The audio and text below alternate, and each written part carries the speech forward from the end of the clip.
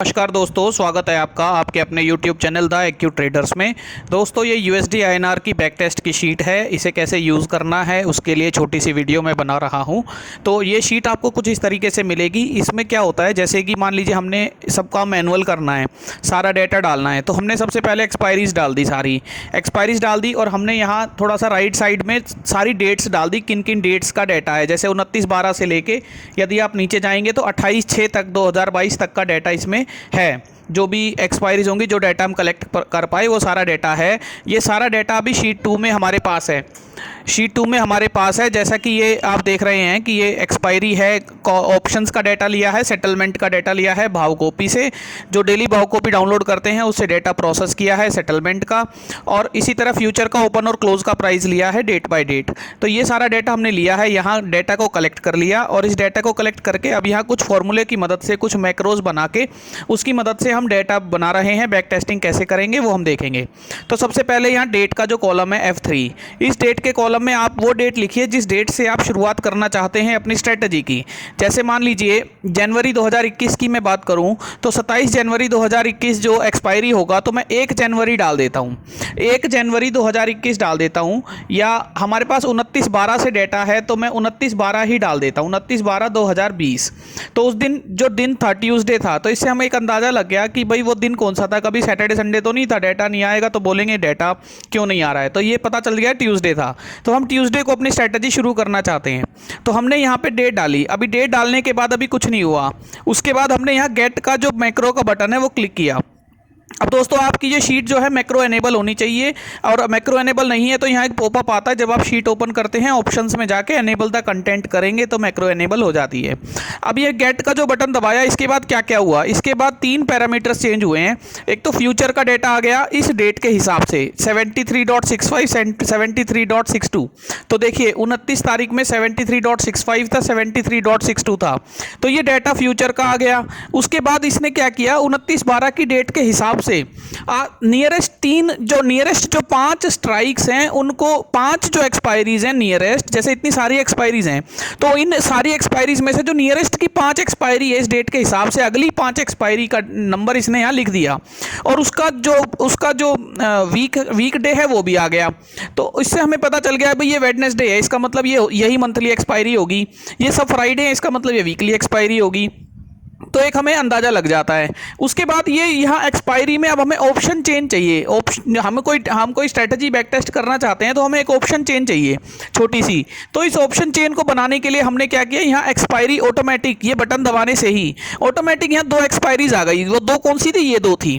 अब मुझे 1 जनवरी का तो चलो मैं देख लेता हूँ डाटा, मुझे चाहिए, चलो ठीक है 29 के हिसाब से, लेकिन मैं यहाँ मंथली चाहता हूँ। तो मंथली कौन सी है, 27/1/2021। तो मैं यहाँ मैनुअली जो है मंथली लिख दूंगा 27/1/2021। तो अब मेरे पास 2 एक्सपायरी हो गई, 1 जनवरी 27 जनवरी।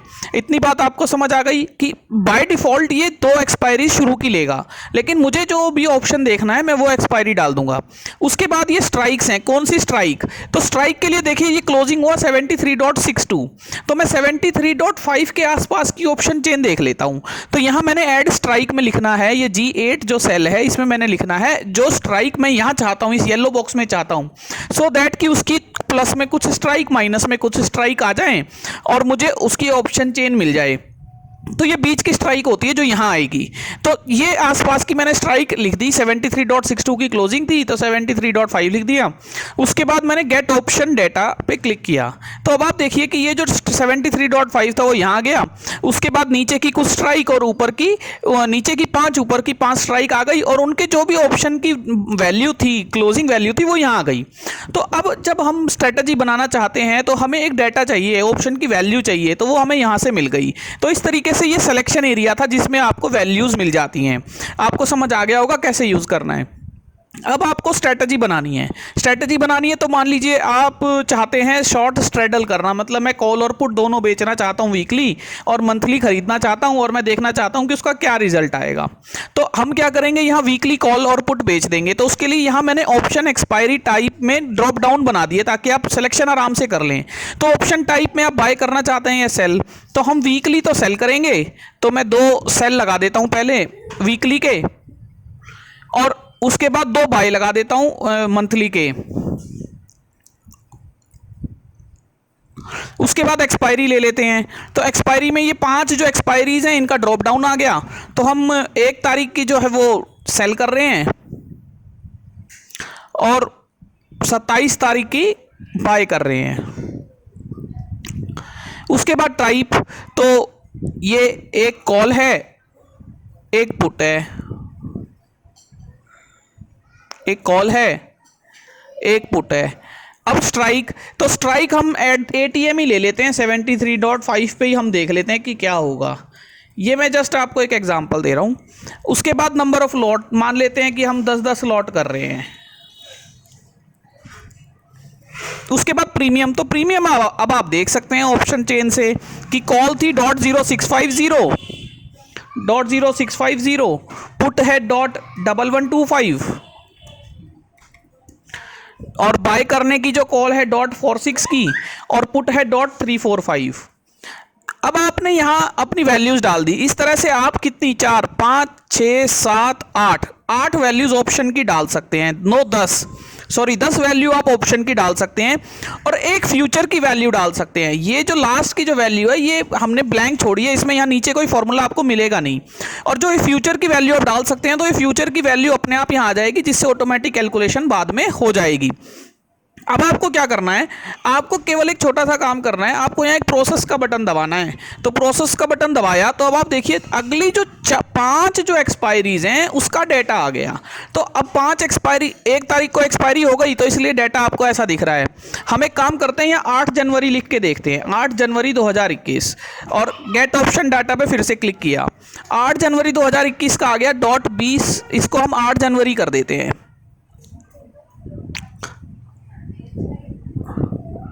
और यहां हम लिख देते हैं इसकी वैल्यू .2025 और .22।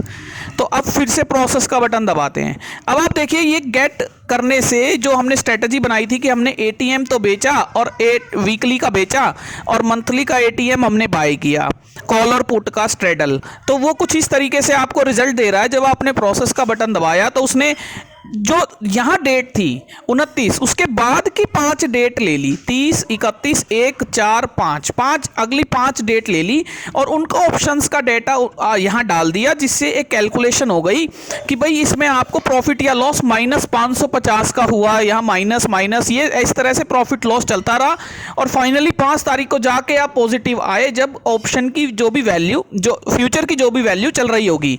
और यहाँ क्योंकि आप कोई फ्यूचर डालेंगे ये इस एक नंबर में, तो उसकी वैल्यू यहाँ ऑटोमेटिक पहले ही लिख दी है फॉर्मूले में, ताकि बाद कैलकुलेशन अपने आप हो जाए।